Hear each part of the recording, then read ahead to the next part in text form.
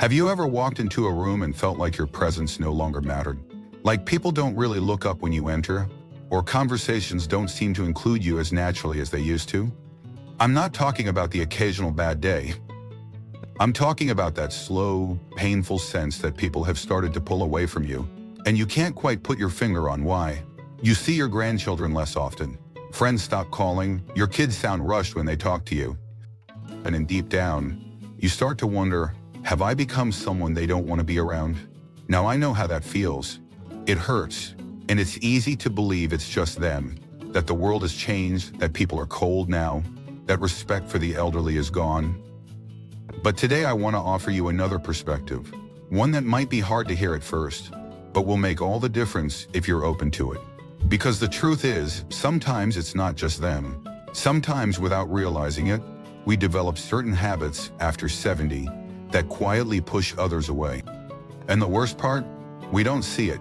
These changes are subtle, gradual, but over time they become a wall between us and the people we care about. So, if you're over 70 or love someone who is, I want you to stay with me, because in this episode of Elderly Reflections, we're diving into the first two silent habits that could be making others keep their distance, and more importantly, what you can do to rebuild connection, peace, and joy. This is about senior health, emotional well-being, and the wisdom that only comes from a long-lived life. It's about becoming someone others love being around, not out of obligation, but because your presence brings something valuable. And we begin with the first habit, negativity. Let's be honest, life hasn't been easy. If you've made it to 70 or beyond, you've seen loss, hardship, frustration. You've buried friends, you've faced illness, you've watched the world change in ways that don't always make sense. And sometimes it feels like every conversation you have is just a chance to let some of that frustration out. You talk about the news, the government, the cost of living. You complain about how kids these days don't have manners, how nothing is built to last anymore, how technology has taken the soul out of life. And while everything you're saying might be true, here's the problem. People don't avoid you because they don't care.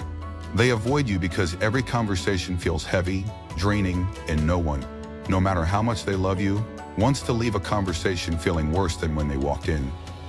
Let me tell you about Alan, a 71-year-old veteran from North Carolina. He's a good man, raised 3 children, always paid his bills, worked hard his whole life. But slowly, his family started visiting less. His daughter stopped calling as often. His grandkids rarely came over. He didn't understand why, until one day his daughter finally said, "Dad, we love you, but every time we're here, it's just complaints. You don't even ask how we're doing. You just talk about how bad everything is." That hit him like a punch in the chest. But you know what? He took it seriously. He realized that over time, he had become so used to being disappointed by the world that he didn't notice how it was affecting his energy.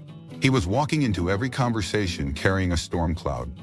And people, even the ones who loved him, didn't want to stand in the rain.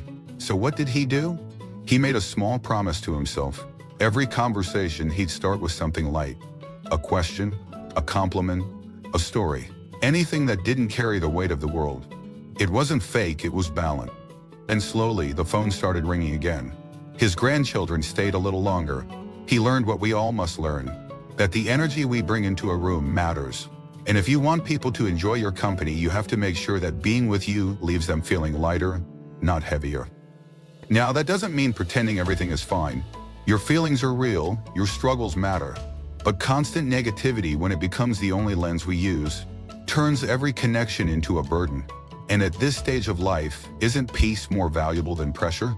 Here's a simple practice. Start your day by writing down one thing you're grateful for. Just one. It could be a memory, a sunrise, the taste of your morning coffee. And the next time you talk to someone, share that first. Not your latest frustration, not what's broken, share what's beautiful. That's how elderly wisdom becomes a gift, not a warning. Now let's talk about the second silent habit that creates distance. Giving advice no one asked for. You've lived through decades. You've seen trends rise and fall. You've watched people make terrible decisions and pay the price. Naturally, you want to help the next generation avoid the same mistakes. But here's the hard truth.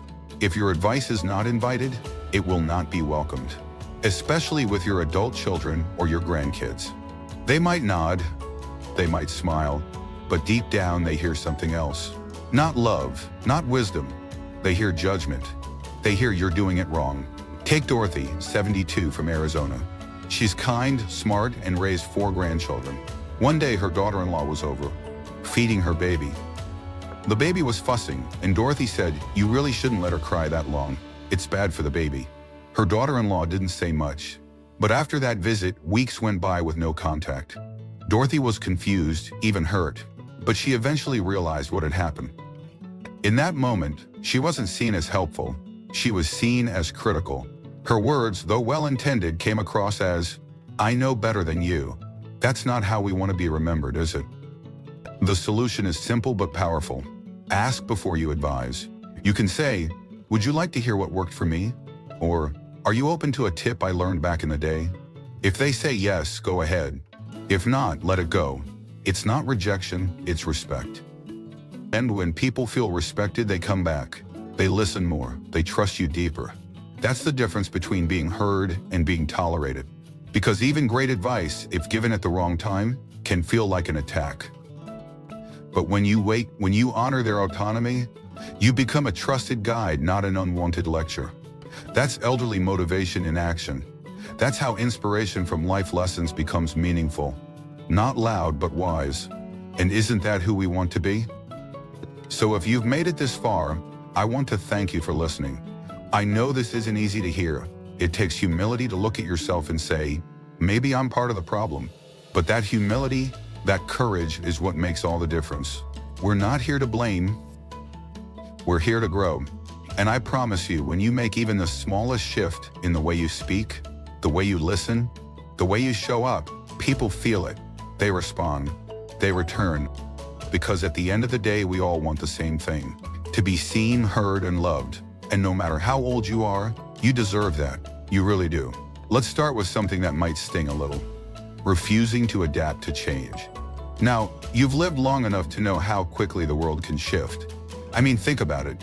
When you were born, phones had cords, milk came in glass bottles, and people talked face to face, not through glowing rectangle. You've seen man land on the moon, the rise of the internet, and a society that seems to reinvent itself every 5 years. That's a lot of change, and it's completely understandable if part of you feels overwhelmed, even angry, about how different things have become. But here's the hard truth. When we resist change, when we fight every new idea, every new way of doing things, people stop trying to include us. It doesn't happen out of malice. It happens because it becomes exhausting to talk to someone who always thinks the past was better. Let me give you a real story. George, 76, from Ohio, was once close with his 2 teenage grandsons. But over time, they stopped visiting. When asked why, they said, "We don't know how to talk to Grandpa. Every time we bring up something we like, he says it's stupid." Whether it was texting, gaming, or TikTok, George dismissed it all. He didn't mean harm. He just didn't see value in those things. But what he didn't realize is that by rejecting the things his grandkids cared about, he was rejecting them. You see, adapting to change isn't about loving everything new. It's about being open, curious, willing to learn. You don't have to become a tech whiz, but if your grandkids want to text instead of call, learn how to text. If your friends are planning events through social media, ask them to show you how to join. If your daughter uses Google Calendar to schedule visits, get familiar with it. Because refusing to adapt doesn't just make you seem out of touch, it makes you harder to reach. And you, my friend, deserve to stay connected. Elderly wisdom isn't about staying in the past. It's about bridging the gap between then and now. You don't lose your values by learning something new. In fact, you become even more powerful because you carry the strength of the past with the adaptability of the present. That's how you stay relevant even after 70. That's how senior health includes mental sharpness and emotional openness. And now let's move into the 4th quiet habit that pushes people away, expecting too much from others without giving enough back. I know this one is tricky because let's be real, by this age you've earned some help. You raised children, you worked hard, you sacrificed. So it's natural to expect that your kids should call you more, that your family should visit, that friends should reach out and check in. And when they don't, it hurts. But here's what I've learned. It's one of the most painful life lessons from the elderly, but also one of the most important. Love doesn't grow from expectation, it grows from appreciation. Let me explain. When you start expecting people to drop everything to help you, to call you first, to visit on your schedule, to do things your way, it can feel to them like pressure. And when that pressure isn't matched with gratitude, people begin to pull away. Not because they don't love you, but because they feel unappreciated. And over time, that turns love into obligation and then into silence. Let me tell you about Martha, 73, from Oregon. Her son used to bring her groceries every week, but slowly he started coming less. One day, frustrated, she asked him why, and he said, "Mom, every time I come, you act like it's not enough, like I should have come sooner or stayed longer. I don't feel like I'm helping, I feel like I'm failing." That broke Martha's heart. She didn't mean to make him feel that way. But in her loneliness, her need had become a silent demand. So she changed. The next time he came, she smiled and said, "Thank you. It means a lot that you made time for me today." That one sentence changed everything. He started visiting more, not out of guilt, but out of warmth, out of love, because he felt valued. So if you're someone who's been waiting by the phone, wishing someone would call, ask yourself, when they do I express joy, or do I lead with disappointment? If a friend visits, do I thank them, or do I remind them how long it's been since the last visit? You see, relationships at this age are delicate. They need to be watered with kindness, with humility, with contribution, and contribution doesn't have to mean money or labor. A kind word, a thoughtful question, a simple message on a birthday. These are acts of giving too. They say, "I see you, I care." And when others feel seen, they show up more. Let me put it this way. If you want people to stay in your life, make your presence a gift, not a task. That's the kind of elderly reflection that truly inspires. That's how we stay connected after 70. That's how motivation becomes movement, inspiration becomes invitation, and dignity becomes a shared experience, not a lonely one. If you've made it this far, I want you to take a moment and breathe. These truths aren't easy, but they are freeing, because once you recognize these patterns, you have the power to change them. And the moment you start shifting, even just a little, the people around you will feel it, and they will start shifting too. That's how relationships are restored. That's how warmth returns. Let me ask you something, gently. When was the last time you told a story someone hadn't heard before? When was the last time you asked someone about their life before telling them about yours? You see, memory is a beautiful thing. It's our history. It's what reminds us of who we are, who we've loved, what we've overcome. But when every conversation circles back to the good old days, when every interaction becomes a rerun of the same stories, the same lessons, the same comparisons between then and now, people start to feel like they can't connect with you anymore. You may not notice it, but they do. Because what they want, especially your children, your grandchildren, your friends, is not just to hear about your past. They want you to be present. They want to talk about their lives, their worries, their hopes. And if every sentence you speak begins with "back in my day," or "you kids don't understand," they'll stop talking. Not because they don't care, but because they don't feel heard. Take Henry, 75, from Boston. Every Sunday his family gathered for lunch. But over the years, the conversations grew shorter. One by one, the kids started leaving the table earlier. He didn't understand it. He was just sharing memories. But one day his grandson finally said, "Grandpa, I love your stories, but you never ask about mine." That moment cut deep, because Henry realized something powerful. Living in the past can sometimes feel like ignoring the present. That wasn't his intention, but it was the result. So what do we do instead? It's simple. Share a story, sure, but then ask a question. Don't just talk about how things were, ask about how things are. Be curious again. That's senior health too, the health of your relationships, because curiosity is what keeps connection alive. It tells the other person, you matter. Your story matters too. And the beautiful part, when you start showing interest in the present, people feel safer sharing their future with you.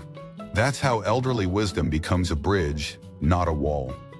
Now let's talk about the sixth and final habit.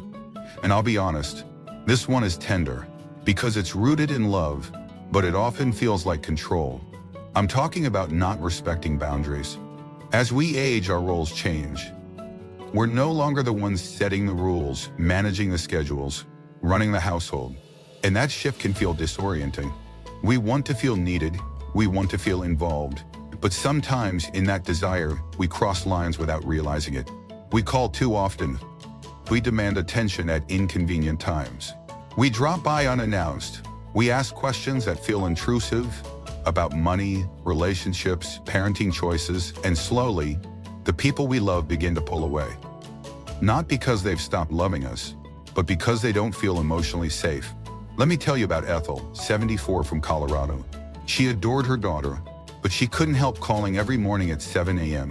"I just want to hear your voice," she'd say. But her daughter had 2 small children and a job. The calls felt overwhelming. Eventually, she stopped answering. Ethel felt rejected until she realized what was happening. Her love had become a pressure. Her presence had become a demand. Respecting boundaries means this: understanding that people have lives, needs, rhythms, and those must be honored. It means asking before showing up, accepting when someone says, "Not now." It means giving people the space to come to you without guilt, without shame. It also means respecting emotional boundaries. We all carry pain, loneliness, grief, regret, and while it's important to share, we must be careful not to unload it all on one person, over and over again, especially younger family members who are already struggling with their own battles. Your emotions matter, but balance matters more. Think of conversations like a dance, not a monologue. Ask yourself, am I giving as much space as I'm taking? I know this might be hard to hear, especially if you've been feeling forgotten, pushed aside, avoided. But here's the miracle in all of this. Once you understand, and when you do, people come back. Slowly, quietly, genuinely. Because when you shift your presence from pressure to peace, people feel it, and they want to be near it. They want to be near you. So now I ask you, where do you see yourself in this? Which of these 6 behaviors feels uncomfortably familiar? Have you been pushing others away without realizing it? If so, don't carry shame. Carry awareness. Because awareness is the first step to healing. You are still growing, you are still here, and you are not alone. Before we end, I want to thank you for walking this journey with me. Your time is precious, your heart is still open. That, my friend, is what makes you valuable. Not your knowledge, not your perfection, but your willingness to reflect, to grow, to change. That's what Elderly Reflections is all about. We don't just offer content, we offer companionship, community, hope. So if this series has touched you, if something inside you has softened, awakened, or shifted, please take a moment and write in the comments. Tell me where you're watching from, say hello, share one thing you're taking away from this video. Your voice matters, more than you know. And if you haven't already, go ahead and hit that subscribe button. Turn on the little bell so you don't miss the next episode. We've got more coming about senior health, emotional strength, building confidence, even how to find your quiet magnetism after 70. Because life isn't over, it's just different. And sometimes different is better. From one soul to another, thank you for being here. Thank you for choosing growth over pride. Thank you for sharing these moments with me. Until next time, this has been Elderly Reflections. Take care of yourself and tell someone you love that you're thinking of them. Today,